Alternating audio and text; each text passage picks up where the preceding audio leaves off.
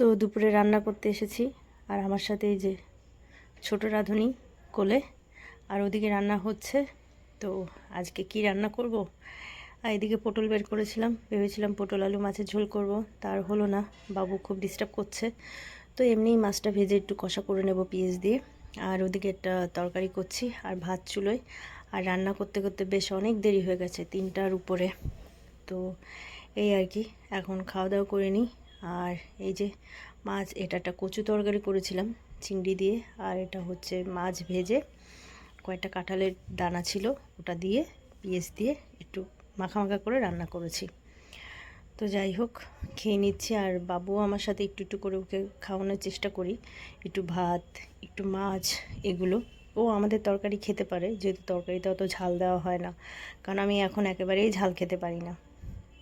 ঝাল খেলে আমার পেট জ্বালা করে, বিশেষ করে বাবু হওয়ার পর থেকে।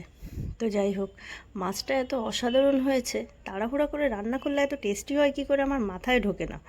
আর আমার তো সব কাজ তাড়াহুড়া করেই করতে হয়। এই আর কি। তো যাই হোক, তারপরে আবার বিকেলে একটু বেরোনো ছিল, কারণ আমার ভ্যাকসিন ছিল। আর এইভাবে নাক মুখ বেঁধে বেরোতে হয়, কারণ আমার ডাস্টের প্রচণ্ড অ্যালার্জি আছে। তো যাই হোক, এখন আমরা যাচ্ছি, সেখানে ভ্যাকসিন দেব। এটা বাবুর ভ্যাকসিন না, এটা আমার ভ্যাকসিন।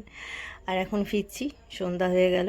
তো ভিডিওটা ভালো লাগলে অবশ্যই একটু লাইক কমেন্ট শেয়ার করবেন, আর আমার পেজটা একটু ফলো করবেন, যদি ভালো লাগে শেয়ার করবেন। তো সবাই ভালো থাকবেন, থ্যাংক ইউ, টাটা।